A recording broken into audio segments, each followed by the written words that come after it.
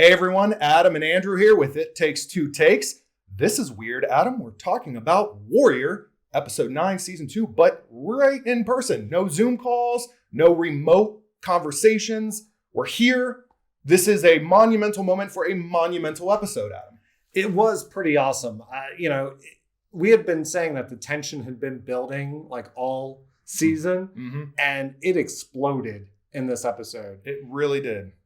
Warrior has a way with the second to last penultimate episodes. They're trending, at least from a season 1, season 2 perspective. And it absolutely delivered this time. We had amazing choreography. We had the cinematography, the sound, all of it was really well done.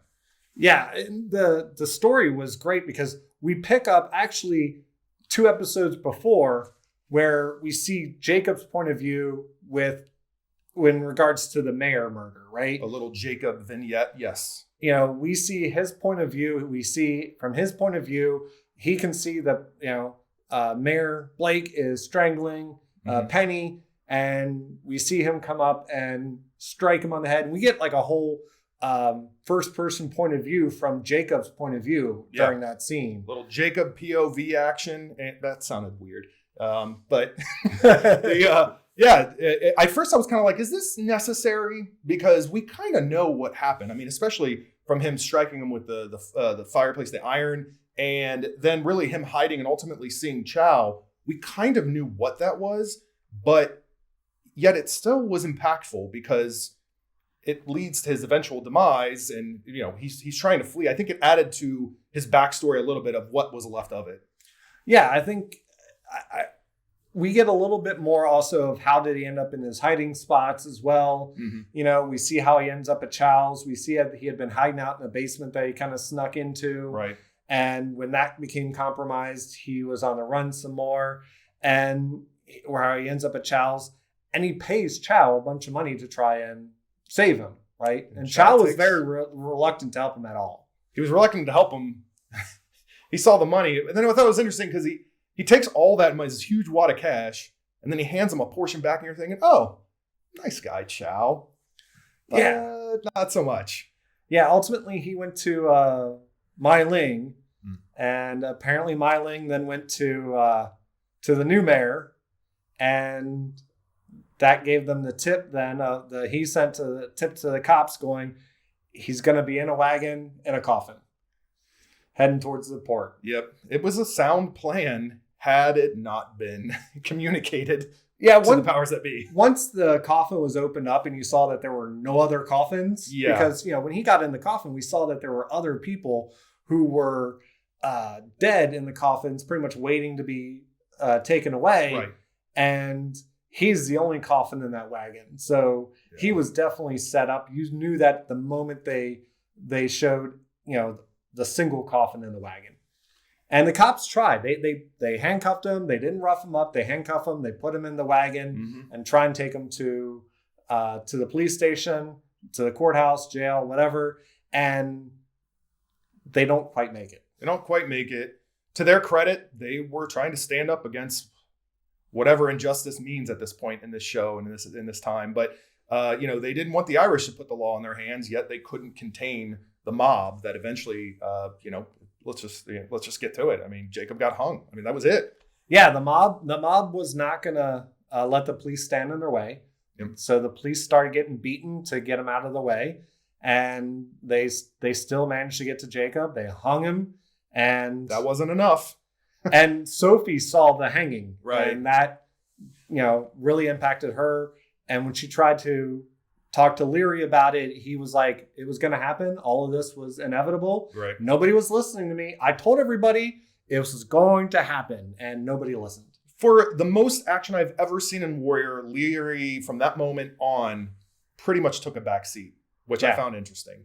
I did too. I mean, because after they got done hanging Jacob, they were pumped. That crowd was enough for them, and they decided to take to Chinatown. And start beating as many Chinese as they could get their hands on. Yeah, and it's always a moment where things are wrong when you see women and children being impacted. They're losing people. They're being beaten. It was a pretty intense moment. I think Chow and Mai Ling are trying to get away from the onslaught. I don't think they saw that coming for as much as they had everything else planned out. Yeah, and they ultimately hide out in a toys place. And we see more of a toy from last episode. She's still in pretty rough shape. Yes. And, they decide to hang out there. And but ultimately what starts to stop that flow of Irish beating through Chinatown was the Tongs got together. I mean, it was not just the Hopway, but it was, yes, just all of them were just like, we're on the same side today type of deal. Exactly. It was definitely an episode, the type of conflict it was where people were completely going, it wasn't even tribal. It was kind of the mentality of today we are all Chinese, that sort of rally cry. And that's really what ultimately happened. Speaking of, I want to not detour, but we're talking about the Chinese, the Tongs gathering together. It was very satisfying and it made sense and it was good for the characters and really the politics of this show. I do want to say, I'm nitpicking here because I know the purpose of this show is to highlight the immigrant, journey of the Chinese in this instance, and to a degree, the Irish, right? But some of these Irishmen came out of nowhere, and it was hard for me to understand their plight. Like I know that one scene in particular where they show that they're out of work and they're begging for work from Leary, you could feel for them. But I feel like when you have a show where there's so many moving pieces, it's effective when you continue to show other backstories, even if it's just a bit. And there were people that came out of nowhere that all of a sudden, like that main guy that was sort of leading this mob. Where'd that guy come from? Why do I care about this guy other than that he's a threat? So I feel like it made it a little bit of a shallower. I think if the person leading the mob had been the person that Leary last episode had a confrontation with about getting a job. Yeah.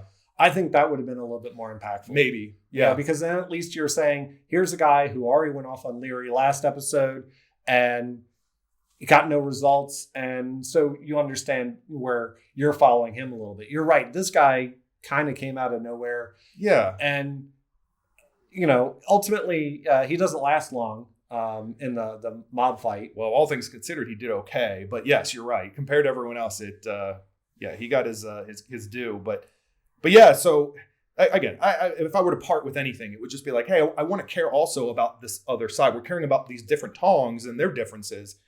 Other than Leary, I don't feel like we see a whole lot of really what the Irish immigrants are going through. So maybe there's more to come with that, but I feel like it would have been a much more conflicting, dynamic if we had that. But we know the Irish are the enemy in this case as the viewer. And we get to see Leong and Assam and Young Jun and Hong all do some major ass kicking. Oh, yeah. I mean, they were just dicing the ducks left and right. Yes. And it was great on one part where you actually saw Assam and Leong pretty much having each other's back, covering each other when one was dealing with one guy, the other was dealing with someone jumping on, trying to jump on. It was great watching those two. Considering they had that big fight last season, it was great kind of seeing them on the same side and just kind of watching each other's back. And, Young Jun's got his knives. He's dicing people left and right. Tearing it up. Father Jun, dead eye. That's Father Jun comes to Young Jun's rescue at one point. It's a dead shot, I meant to say. But dead eye works too. Yeah. The Father Jun shows up and saves Young Jun when Young Jun's about ready to be shot. It was just all over the place. It was great. I did really love when Assam got a hold of the nunchucks. If anything, the fact that this episode was titled Enter the Dragon, that was the moment for me. I was like, that's why. That's a big reason why. And he had more screen time with those nunchucks than I've seen from Enter the Dragon. I mean, that's an iconic scene with Bruce Lee and, him getting all pumped up and holding the way that he could, use those nunchucks. Assam had a much bigger playground with those. Oh my God. I mean, most of the time in a movie when we see nunchucks get used, they hit one or two people and then that's about it with it. It's mainly just a display of, look how I can twirl them around. Right. He was twirling them around, but at the same time, he was hitting dozens of guys with this. I mean, it was it was from the moment he got them on the rest of the fight, he had those nunchucks and he was not letting up on them. And it was great was when he first got him and he's just like, after he takes down a few guys, he's just like, Hey, can I borrow these? Right.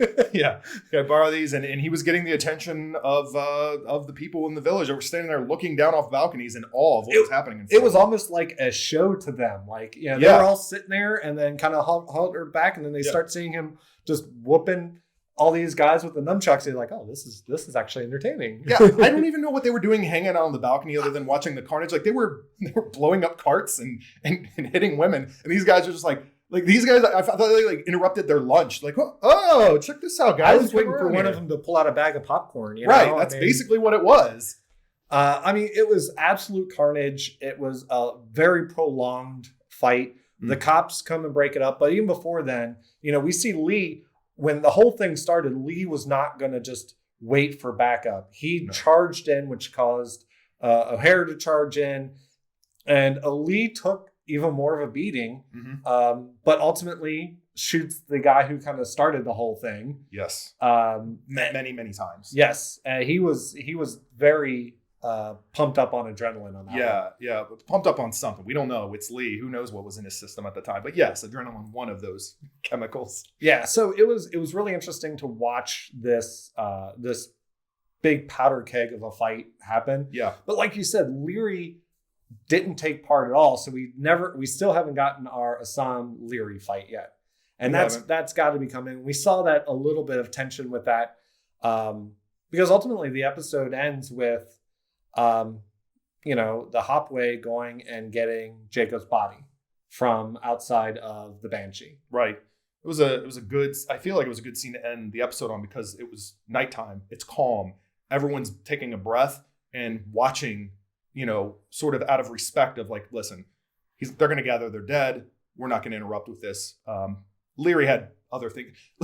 Leary wasn't going to get involved, as we know in this episode. He just watched. Leary watched all of the people he knew, all these Irish that he knew, right, either dying and badly beaten. And I think he always envisioned was probably that once the Irish did something like this, that they were just going to roll through Chinatown, and ultimately the Irish would come up out on top, and they didn't really come out on top like he had probably predicted. So ultimately, he's watching all this. You can tell that he's getting madder and madder about the whole thing. And so when he steps outside and sees Assam and the other Hopway carrying Jacob's body, and Assam and him have that eye contact, you could tell Leary and Assam have got a big fight coming. And it's got to be, next week is the last episode of the season. Right. So it's got to be next week. It's got to be. And after what this episode was, and this is what makes a good penultimate episode, is I don't know how a fight between Leary and Assam is going to, how is it going to deliver after what we just saw? Just the pure chaos, like a one-on-one. They're going to have to really execute it well to make it stand out amongst what we just saw, in my opinion. And there's so many other moving parts to this. I'm worried we're going to end up on a cliffhanger, and we're never going to get a season 3. Yeah. And season 1 and 2 have been great. I'm just worried we're going to end up some sort of big cliffhanger that will leave us wanting more, and who knows if we'll ever get it. I know there's the change.org petition to get it. I will say though, kind of stepping back a little bit, we mentioned Mai Ling hanging out at the toys. I thought that was a great interaction between a toy and Mai Ling, because they really kind of solidify that idea that yes, all of this life sucks, but it's better than what they had, right? Neither one of them wants to go back to a submissive lifestyle. Yeah. And they're absolutely all in on this. I will sell sex, and I will deal heroin or whatever, and I will do this because it's better than, being, the life that we had before. In their specific instance, they're in positions of power, relatively speaking, but it did that back and forth, that conversation spoke to, I think, what a lot of the theme of this show is, and again, the journey of the immigrant right now, and what it may feel to be, Chinese living in San Francisco. It's not what we want, but I'm not willing to go back to what it was before, whatever it was that they were leaving behind. Well, and when Sophie shows back up at the mansion and sees Penny, and she tells her that Jacob's dead, and Penny kind of says, this is the world we live in type of idea. And, to a certain extent, yeah, for the people like Penny and Sophie, they've been on this kind of privileged area of everything. It'll be definitely interesting to see how does this play out next episode, right? Father June came out and helped young June. How does that interact now with their dynamics? Again, we still have an Assam Leary fight that needs to happen. I'm still thinking that, there's going to be some fireworks between O'Hare and Lee because O'Hare didn't want him charging in, and that's exactly what Lee did. Right. So, yeah, I think next episode will be really interesting. I mean, Mayor Buckley didn't show up at all in this episode. No, he was referenced, but he didn't show up. No. I mean, it pretty much focused on two locations, which is Chinatown and the Banshee. Yeah. That's it. So we really weren't outside of that area at all. Yeah, there's a lot to resolve with him. Are we going to find out why he washes women's hair and what that is all about? We probably won't. I don't know. Yes, but if I remember correctly, the women that he's washing hair on are redheads. And if I remember correctly from the flashback scene, the nurse who took care of him, I think was also a redhead. So I'm thinking that has something to do with it. And I'm wondering if she's the one who had whatever picture that Mai Ling now has in that who they ultimately talked to. Yeah, you could be right about that. We may never know now. Either way. Who knows? I think it was a great episode. I really enjoyed it. It was neat to kind of watch everything unfold, the powder keg that it was. And I can't wait for next week. Yeah, this was a great episode. I don't even know how they're going to deliver with one more left. Hopefully it's a longer episode, or even if it's not, they tie up everything they can without feeling rushed. I don't know that I can expect that, but just give me some level of closure. And if not, maybe 2 seasons in a movie. I don't know. It would be neat if they switched to like movie storyline. Yeah. We've seen that happen before. Sure. But no, I don't know. What did you think? Was there any moments of this episode that you really liked? Call out in the comments below. Subscribe to the channel. Share all that fun stuff. We want to hear from you. I mean, this is a great show, but we need more voices on it, I think. So yeah, let us know what you think. And I think that's it. Until next time, this is Adam and Andrew with It Takes 2 Takes. Hey everyone, Andrew with It Takes 2 Takes. We're playing some royalty-free music, so don't even bother Shazamming that one. We got videos over here I think you're going to enjoy, and there's a button over here I'm going to enjoy. Let's make this all work together, right? Please subscribe. Check out what else we have going on. Thanks for watching.